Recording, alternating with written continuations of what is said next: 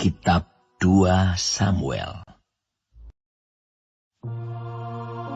Berkatalah Ahitofel kepada Absalom, "Izinkanlah aku memilih 12.000 orang, maka aku akan bersiap dan mengejar Daud pada malam ini juga. Aku akan mendatangi dia selagi ia lesu dan lemah semangatnya, dan mengejutkan dia. Seluruh rakyat yang ada bersama-sama dengan dia akan melarikan diri, maka aku dapat menewaskan raja sendiri. Demikianlah aku akan membawa pulang seluruh rakyat itu kepadamu, seperti seorang mempelai perempuan kembali kepada suaminya. Jadi, engkau mencari nyawa satu orang saja, sedang seluruh rakyat tetap selamat." Perkataan ini disetujui oleh Absalom dan oleh semua tua-tua Israel. Tetapi berkatalah Absalom, "Panggillah juga Husai, orang Arki itu, supaya kita mendengar apa yang hendak dikatakannya." Ketika Husai datang kepada Absalom, berkatalah Absalom kepadanya demikian, "Beginilah perkataan yang dikatakan Ahitofel. Apakah kita turut nasihatnya? Jika tidak, katakanlah." Lalu berkatalah Husai kepada Absalom, "Nasihat yang diberikan Ahitofel kali ini tidak baik." Kata Husai pula, "Engkau tahu bahwa ayahmu dan orang-orangnya adalah pahlawan, dan bahwa mereka sakit hati seperti beruang yang kehilangan anak di padang. Lagi pula ayahmu adalah seorang prajurit sejati. Ia tidak akan membiarkan rakyat tidur. Tentulah ia sekarang bersembunyi dalam salah satu lubang atau di salah satu tempat. Apabila pada penyerangan pertama beberapa orang tewas dan ada orang mendengar hal itu, maka orang akan berkata, rakyat yang telah mengikut Absalom sudah menderita kekalahan. Maka seorang gagah perkasa sekalipun, yang hatinya seperti hati singa akan tawar hati sama sekali. Sebab seluruh Israel tahu bahwa ayahmu itu seorang pahlawan, dan orang-orang yang bersama-sama dia adalah orang gagah perkasa. Sebab itu kunasihatkan, suruhlah seluruh Israel dari Dan sampai Berseba berkumpul kepadamu. Seperti pasir di tepi laut banyaknya, dan engkau sendiri juga harus turut bertempur.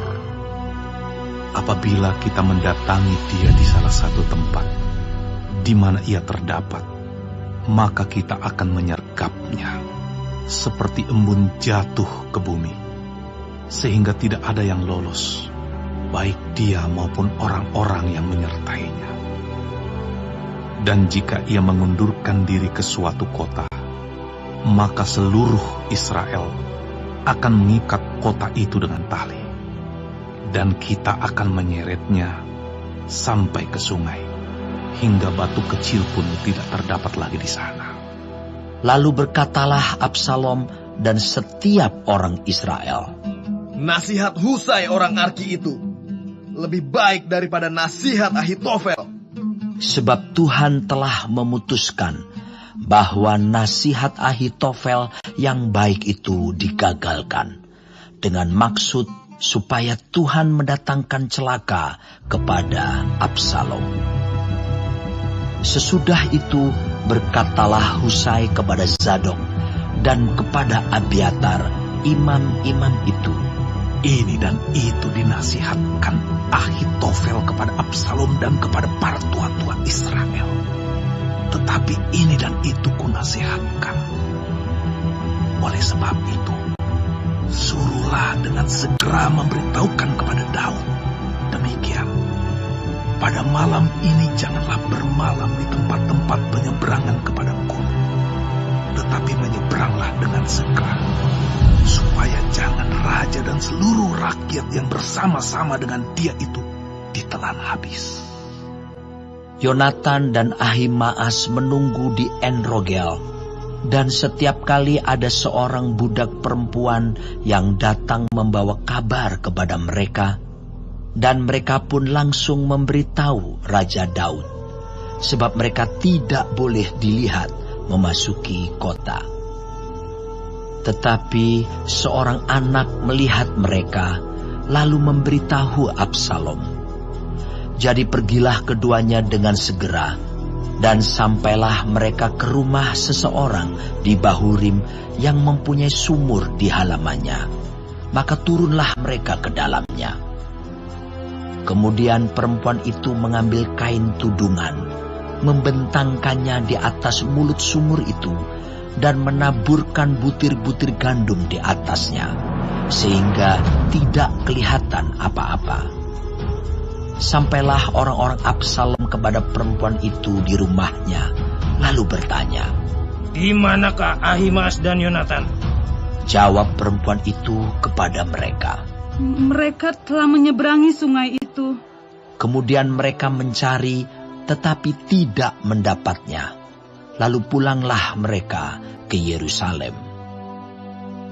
Setelah orang-orang itu pergi, keluarlah keduanya dari sumur, lalu pergi memberitahu Raja Daud. Kata mereka kepada Daud, "Bersiaplah dan seberangilah dengan segera sungai ini. Sebab ini dan itu dinasihatkan Ahitofel terhadap kamu."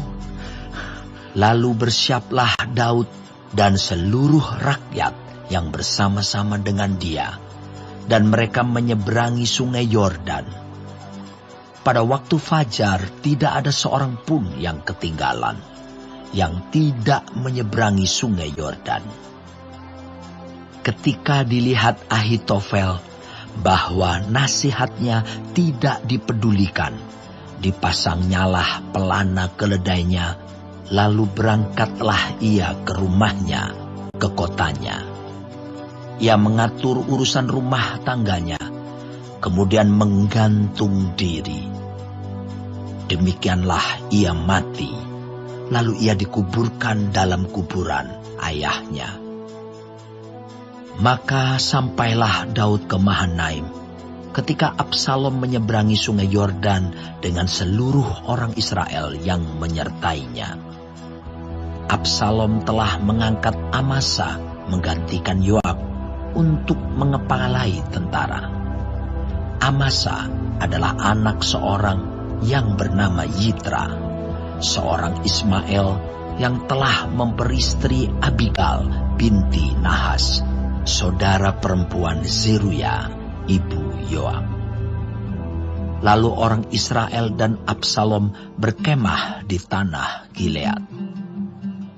Ketika Daud tiba di Mahanaim, maka Sobi bin Nahas dari Raba, kota Bani Amon, dan Mahir bin Amiel dari Lodebar, dan Barzilai, orang Gilead, dari Rogelim, membawa tempat tidur, pasu, periuk belanga, juga gandum, jelai, tepung, bertih gandum, kacang babi, kacang merah besar, kacang merah kecil, madu, dadih, kambing domba, dan keju lembu bagi Daud dan bagi rakyat yang bersama-sama dengan dia untuk dimakan, sebab kata mereka, "Rakyat ini tentu telah menjadi lapar, lelah, dan haus di padang gurun."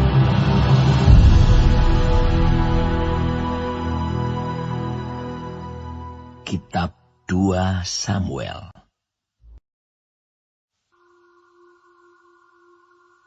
Daud memeriksa barisan tentara yang bersama-sama dengan dia. Kemudian ia mengangkat kepala pasukan 1000 dan kepala pasukan 100 atas mereka. Lalu Daud menyuruh tentara itu maju berperang, sepertiga di bawah perintah Yoab, sepertiga lagi di bawah perintah Abisai, anak Seruya, adik Yoab. dan sepertiga lainnya di bawah perintah Itai, orang Gad itu. Lalu berkatalah raja kepada rakyat, Aku juga akan maju berperang bersama-sama dengan kamu. Tetapi tentara itu berkata, Janganlah tuanku maju berperang, sebab apabila kami terpaksa melarikan diri, maka mereka tidak akan menghiraukan kami. Bahkan sekalipun mati separuh daripada kami, mereka tidak akan menghiraukan kami. Tetapi tuanku sama harganya dengan 10.000 orang daripada kami. Sebab itu adalah lebih baik bahwa tuanku bersedia menolong kami dari kota. Kemudian berkatalah raja kepada mereka, Apa yang kamu pandang baik akan kuperbuat. Lalu berdirilah raja di sisi pintu gerbang, dan seluruh tentara itu berjalan keluar, beratus-ratus dan beribu-ribu. Dan raja memerintahkan kepada Yoab, Abisai, dan Itai demikian, Perlakukanlah Absalom, orang muda itu, dengan lunak karena aku. Dan seluruh tentara mendengar ketika raja memberi perintah itu kepada semua kepala pasukan mengenai Absalom. Lalu tentara itu maju ke padang menyerang orang Israel, dan terjadilah pertempuran di hutan Efraim. Tentara Israel terpukul kalah di sana oleh orang-orang Daud, dan pada hari itu terjadilah di sana pertumpahan darah yang dahsyat. 20.000 orang tewas. Kemudian pertempuran meluas dari sana meliputi seluruh daerah itu, dan hutan itu memakan lebih banyak orang di antara tentara daripada yang dimakan pedang pada hari itu. Kebetulan Absalom bertemu dengan orang-orang Daud. Adapun Absalom menunggangi Bagal. Ketika Bagal itu lewat di bawah jalinan dahan-dahan pohon tarbantin yang besar, tersangkutlah kepalanya pada pohon tarbantin itu, sehingga ia tergantung antara langit dan bumi, sedang Bagal yang dikendarainya berlari terus. Seseorang melihatnya, lalu memberitahu Yoab, katanya, Aku melihat Absalom tergantung pada pohon tarbantin. Yoab berkata kepada orang yang memberitahu kepadanya itu, Apa? Jika engkau melihatnya, mengapa engkau tidak membanting dia ke tanah di tempat itu juga? Maka selayaknya aku memberi engkau 10 sikal perak dan 1 ikat pinggang. Tetapi orang itu berkata kepada Yoab, Sekalipun aku mendapat 1000 sikal perak di telapak tanganku, takkan aku menjamah anak raja itu. Sebab di depan telinga kamilah raja memberi perintah kepadamu dan kepada Abisai dan kepada Itai. Katanya, lindungilah Absalom orang muda itu karena aku. Sebaliknya, jika aku mencabut nyawanya dengan khianat, tidak ada sesuatu pun yang tinggal tersembunyi kepada raja, maka engkau akan menjauhkan diri. Tetapi Yoab berkata, Aku tidak mau membuang-buang waktu dengan kau seperti ini.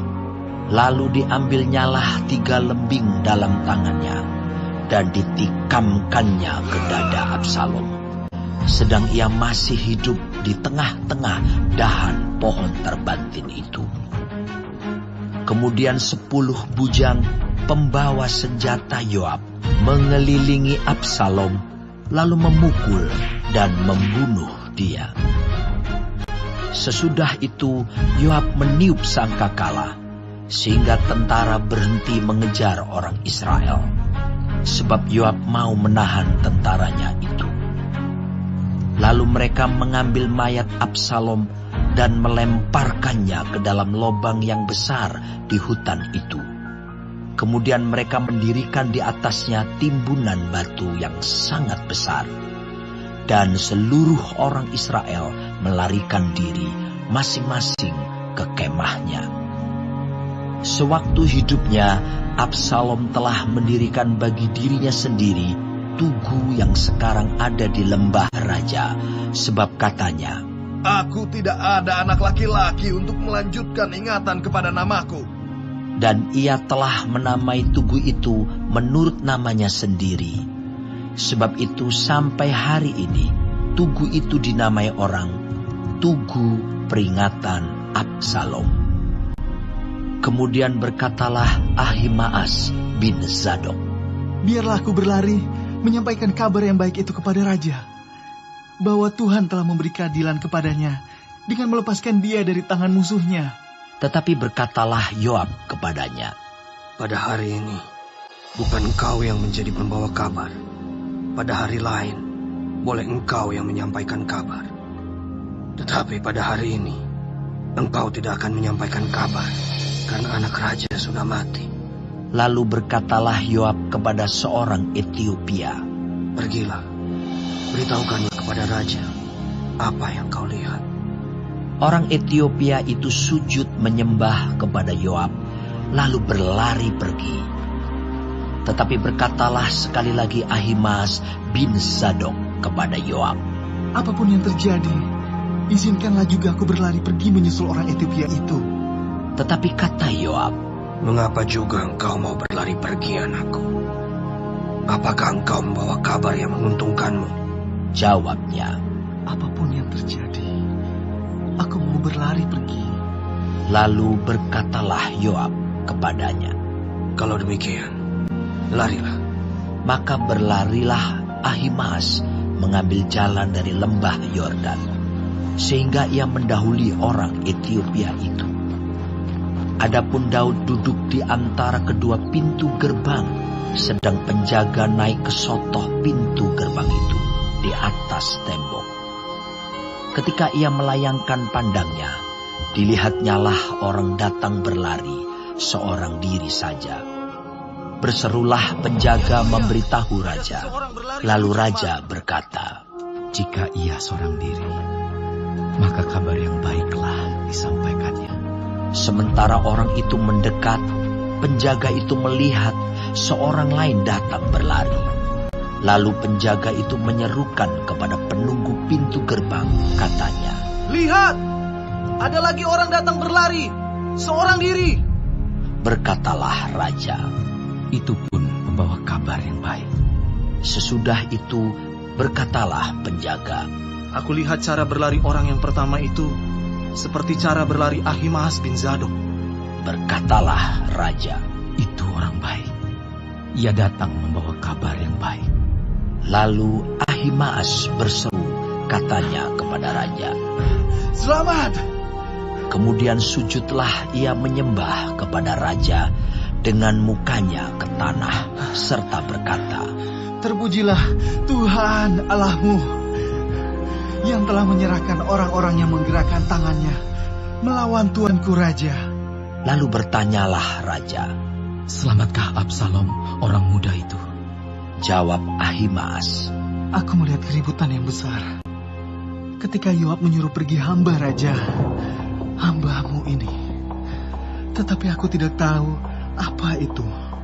Kemudian berkatalah raja, pergilah ke samping, berdirilah di sini.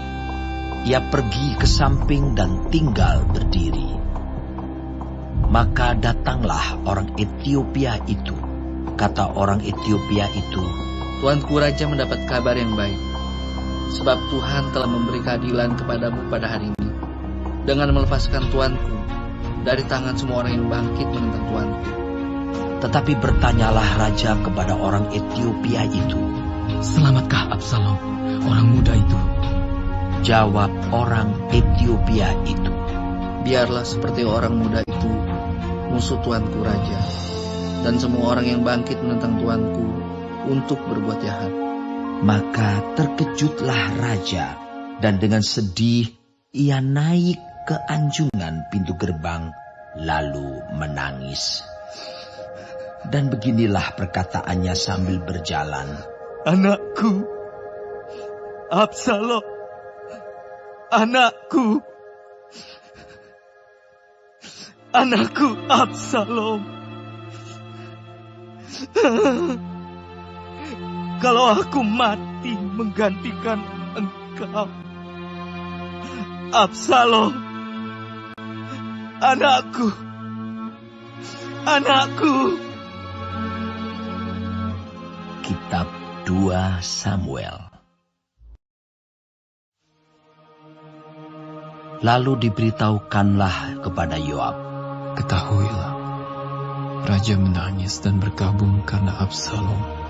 Pada hari itulah kemenangan menjadi perkabungan bagi seluruh tentara. Sebab pada hari itu, tentara itu mendengar orang berkata, raja bersusah hati karena anaknya. Sebab itu, tentara itu masuk kota dengan diam-diam pada hari itu.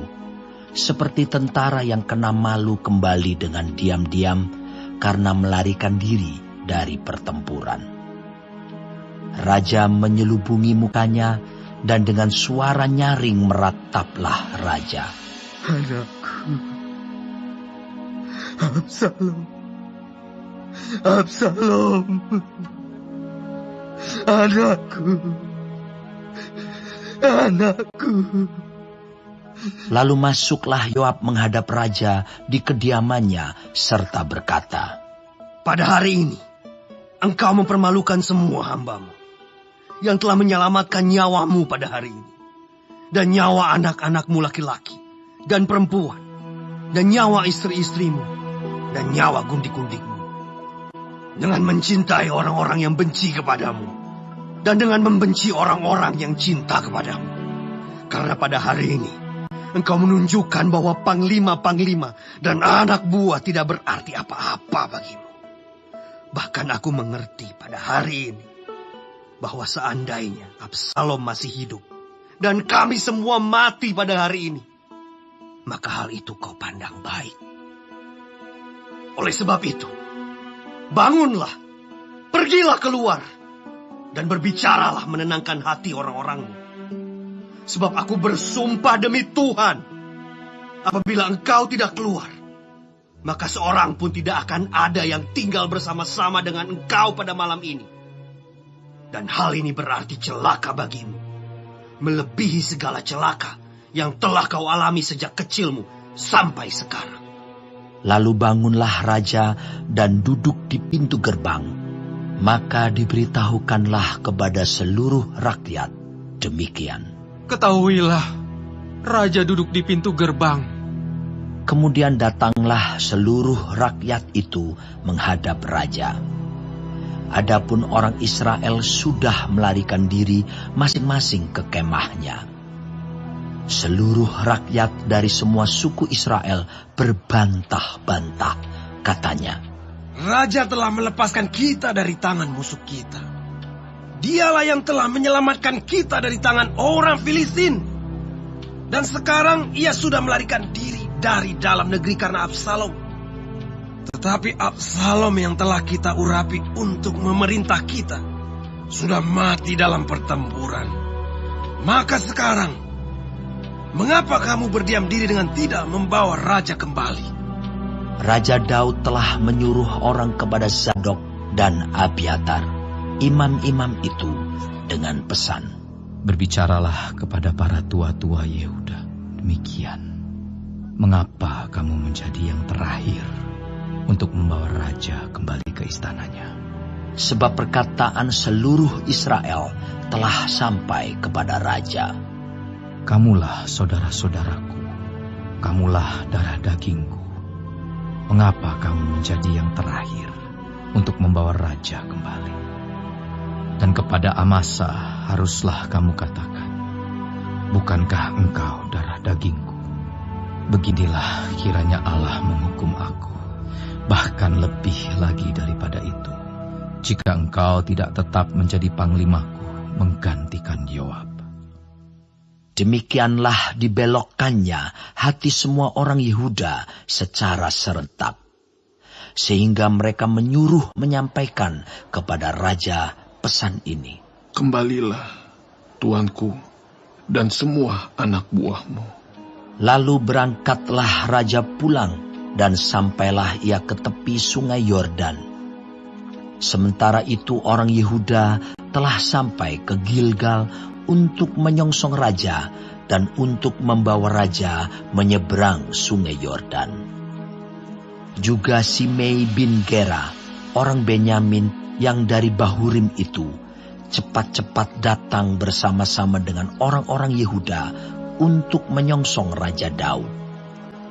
Juga ada 1.000 orang dari daerah Benyamin bersama-sama dengan dia, dan Ziba, hamba keluarga Saul, dan ke-15 anaknya laki-laki dan ke-20 hambanya bersama-sama dengan dia datang tergesa-gesa ke sungai Yordan mendahului raja.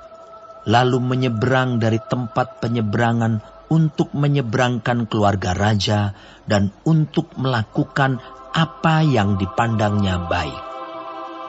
Maka Simei bin Gera sujud di hadapan raja ketika raja hendak menyeberangi sungai Yordan, dan berkata kepada raja, "Janganlah kiranya tuanku tetap memandang aku bersalah, dan janganlah kiranya tuanku mengingat kesalahan yang dilakukan hamba-Mu ini pada hari tuanku raja keluar dari Yerusalem. Janganlah kiranya raja memperhatikannya lagi. Sebab hamba-Mu ini tahu bahwa hamba telah berbuat dosa. Dan lihatlah, pada hari ini akulah yang pertama-tama datang dari seluruh keturunan Yusuf untuk menyongsong tuanku raja." Lalu berbicaralah Abisai, anak Zeruya, katanya, "Bukankah Simei patut dihukum mati karena ia telah mengutuki orang yang diurapi Tuhan?" Tetapi Daud berkata, "Apakah urusanku dengan kamu, hai anak-anak Zeruya, sehingga kamu pada hari ini menjadi lawanku? Masakan pada hari ini seorang dihukum mati di Israel? Sebab bukankah aku tahu bahwa aku pada hari ini adalah raja atas Israel?" Kemudian berkatalah raja kepada Simei, "Engkau tidak akan mati." Lalu raja bersumpah kepadanya. Juga Mefiboset bin Saul menyongsong raja. Ia tidak membersihkan kakinya dan tidak memelihara janggutnya, dan pakaiannya tidak dicucinya sejak raja pergi sampai hari ia pulang dengan selamat. Ketika ia dari Yerusalem menyongsong raja, bertanyalah raja kepadanya, "Mengapa engkau tidak pergi bersama-sama dengan aku, Mefiboset?" Jawabnya, "Ya tuanku raja, aku ditipu hambaku, sebab hambamu ini berkata kepadanya, 'Pelanailah keledai bagiku, supaya aku menungganginya dan pergi bersama-sama dengan raja.' Sebab hambamu ini timpang. Ia telah memfitnahkan hambamu ini kepada tuanku raja. Tetapi tuanku raja adalah seperti malaikat Allah. Sebab itu, perbuatlah apa yang tuanku pandang baik. Walaupun seluruh kaum keluargaku tidak lain dari orang-orang yang patut dihukum mati oleh tuanku raja. Tuanku telah mengangkat hambamu ini di antara orang-orang yang menerima rezeki dari istanamu. Apakah aku lagi? Dan untuk apa aku mengadakan tuntutan lagi kepada raja?" Tetapi raja berkata kepadanya, "Apa gunanya engkau berkata-kata lagi tentang halmu? Aku telah memutuskan. Engkau dan Ziba harus berbagi ladang itu." Lalu berkatalah Mefiboset kepada raja, "Biarlah ia mengambil semuanya, sebab tuanku raja sudah pulang dengan selamat." Juga Barzilai orang Gilead itu telah datang dari Ragelim dan ikut bersama-sama raja ke sungai Yordan untuk mengantarkannya sampai di sana. Barzilai itu sudah sangat tua, 80 tahun umurnya. Ia menyediakan makanan bagi raja selama ia tinggal di Mahanaim, sebab ia seorang yang sangat kaya. Berkatalah raja kepada Barzilai, "Ikutlah aku. Aku akan memelihara engkau di tempatku di Yerusalem." Tetapi Barzilai menjawab raja, berapa tahun lagikah aku hidup? Sehingga aku harus pergi bersama-sama dengan Raja ke Yerusalem. Sekarang ini aku telah berumur 80 tahun. Masakan aku masih dapat membedakan antara yang baik dan yang tidak baik? Atau masih dapatkah hamba-Mu ini merasai apa yang hamba makan atau apa yang hamba minum? Atau masih dapatkah aku mendengarkan suara penyanyi laki-laki dan penyanyi perempuan? Apa gunanya hamba-Mu ini lagi menjadi beban bagi Tuanku Raja? Sepotong jalan saja hamba-Mu ini berjalan ke seberang Sungai Yordan bersama-sama dengan Raja. Mengapa Raja memberikan ganjaran yang sedemikian kepadaku? Biarkanlah hamba-Mu ini pulang, sehingga aku dapat mati di kotaku sendiri, dekat kubur ayahku dan ibuku. Tetapi inilah hamba-Mu Kimham. Ia boleh ikut dengan Tuanku Raja. Perbuatlah kepadanya apa yang Tuanku pandang baik. Lalu berbicaralah Raja. Baiklah, Kimham ikut dengan aku. Aku akan berbuat kepadanya apa yang kau pandang baik. Dan segala yang kau kehendaki daripadaku akan kulakukan untukmu. Kemudian seluruh rakyat menyeberangi Sungai Yordan. Juga Raja menyeberang setelah berpamitan dengan Barzilai dengan ciuman. Lalu orang ini pun pulanglah ke tempat kediamannya. Sesudah itu berjalanlah Raja terus ke Gilgal dan Kimham ikut dengan dia. Seluruh rakyat Yehuda bersama-sama setengah dari rakyat Israel telah mengantarkan Raja.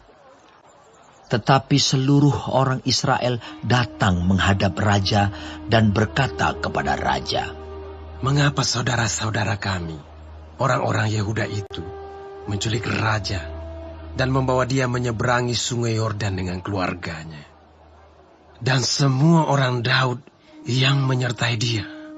Lalu semua orang Yehuda menjawab orang-orang Israel itu, "Oleh karena Raja kerabat kami, mengapa kamu menjadi marah karena hal ini?